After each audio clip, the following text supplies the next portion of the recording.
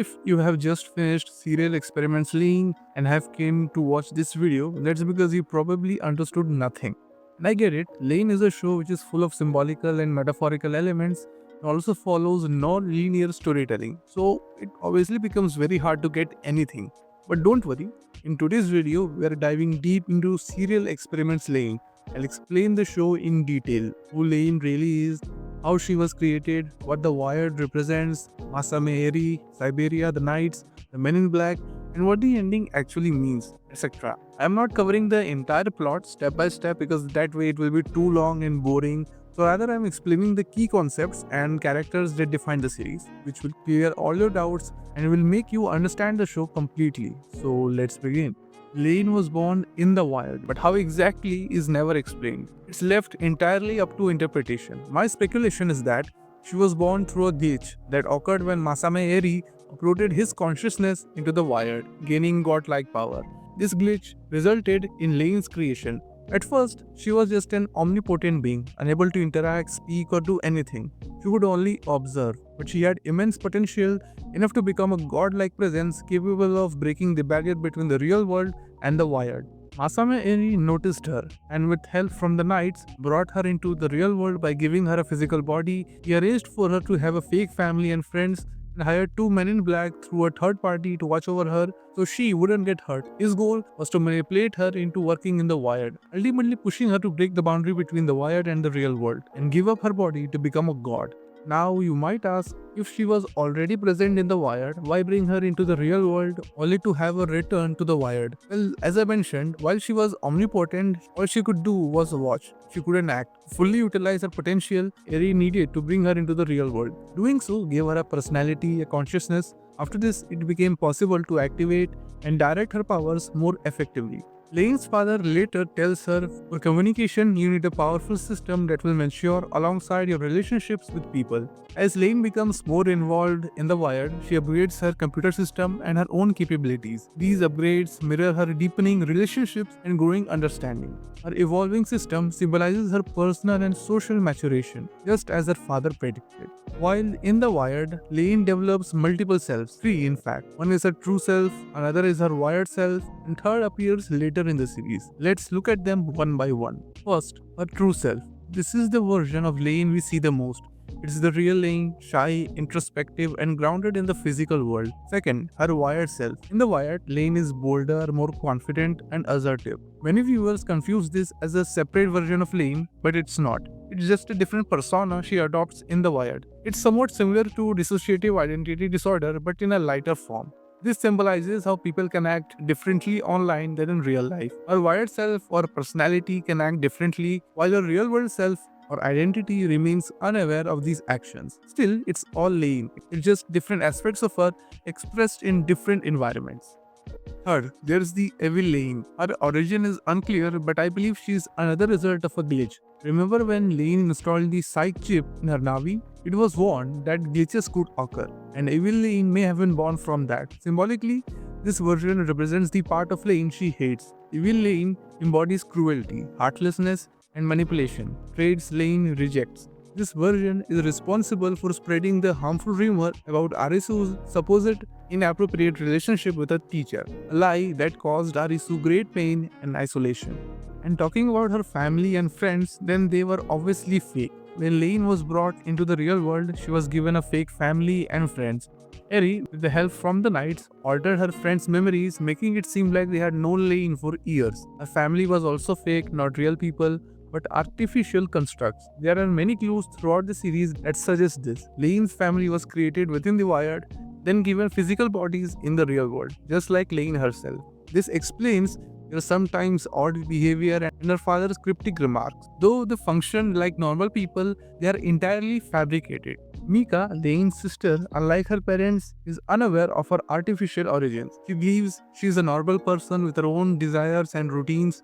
As Eri and the knights sought to manipulate Lane, they targeted Mika. They attacked her consciousness in the wired, effectively erasing her sense of self. Her physical body remained in the real world, but with her mind fragmented, she became zombie-like, a shell of her former self. This psychological attack was intended to destabilize Lane and push her toward abandoning her physical body in favor of fully embracing the wired. But we all know that didn't happen. And there is one place where Lane constantly used to go, Cyberia. It is a nightclub and cafe in Shibuya where young people, hackers, and tech enthusiasts gather. It has no age restrictions and acts as a central hub in the series. At Cyberia, characters including Lane exchange information, rumors, and secrets about the Wired and each other. There is one mechanical drug that supplies here, Excella.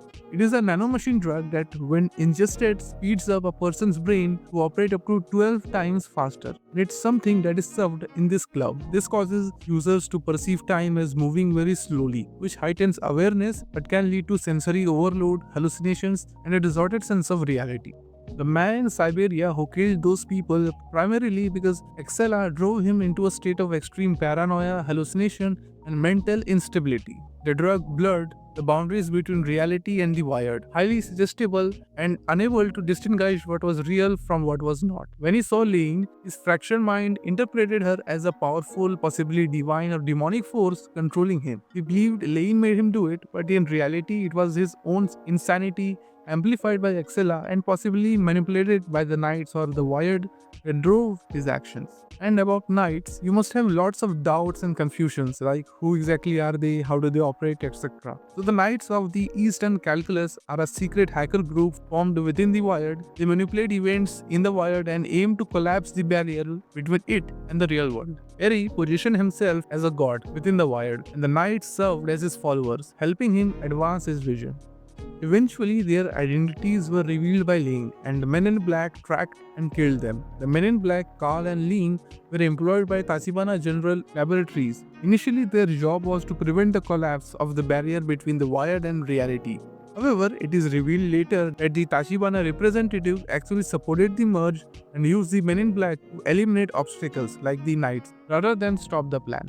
Eiri originally used the Knights to spread his code and influence, but once Lane's abilities surpassed theirs, they became expendable. Eiri wanted no competition for control in the Wired. After the Knights were gone, the Men in Black were also eliminated, likely to cover up all traces of manipulation. After being dismissed, Lin screams in agony and convulses after Carl sees Lin's image etched into Lin's retina before suffering the same fate. So, did Lane kill them? Not directly. As the Wired's goddess, Lane's very existence destabilized the boundary between the worlds. Those deaths were systematic consequences, collateral damage from the unraveling of reality. And finally, let's talk about the ending. At the end, Lane gains the ability to erase and rewrite memories, manipulate reality, and project herself anywhere as a hyper-realistic hologram. She merges with the Wired, becoming a living embodiment of human subjectivity. But she spares Arisu, her only genuine friend who connected with her without any ulterior move.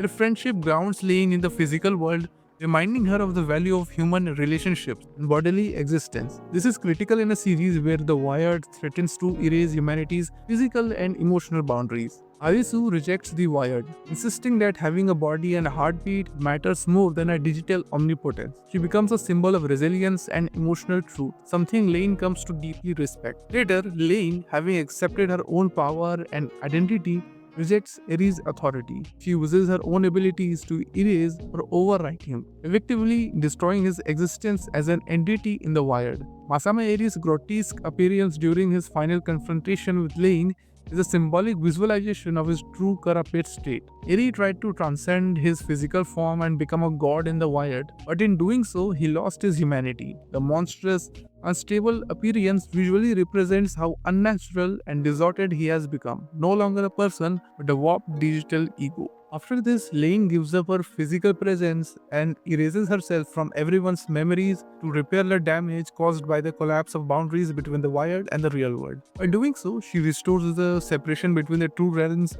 protecting humanity from the dangers of their uncontrolled merging. After this, Lane exists as an omnipotent godlike consciousness within the Wired, able to observe, influence, and even appear in the real world, but no longer as a physical person. She becomes a kind of digital guardian or spirit. She is omnipotent and omnipresent in the Wired, and her influence can certainly touch the real world, but she is fundamentally disconnected from direct human experience and relationships. And in the Wired, after Lane resets everything and finds herself completely alone, her father appears and gently consoles her while sitting in the sky. This scene is clearly not literal, it's entirely symbolic, takes place within Lane's mind or in the metaphysical space of the Wired, where she now exists as an omnipresent being capable of manifesting any scenario or figure she needs for comfort or closure. Her father's appearance and their conversation reflect Lane's deep need for reassurance, guidance, and conversation and parental support as she confronts her new isolated experience. He symbolizes her longing for approval and understanding from a parental figure. This encounter helps her process the weight of her sacrifice and loneliness, allowing her to accept her role and move forward as a quiet, guardian-like presence. The final scene, Lane meets a grown-up Arisu and they have a brief conversation, then the show ends. So in the end, Serial Experiments Lain is a philosophical journey into identity, consciousness, and the digital age. Lane starts as a quiet, confused schoolgirl but ends up becoming an omnipresent being within the Wired. Her entire life, family, friends, even her own personality was manipulated by others for a larger purpose. But instead of losing herself in that godlike power, she chooses sacrifice. She erases herself from everyone's memory to restore the boundary between the real world and the Wired. It's a powerful reminder, no matter how advanced our technology becomes, real human connection, trust, empathy, presence, is something that can't be replicated or replaced. There's one more anime like this made by the same creators, Selves. If you have seen that anime and are also confused related to it, then watch this video where I've explained everything related to it in detail. Thanks for watching.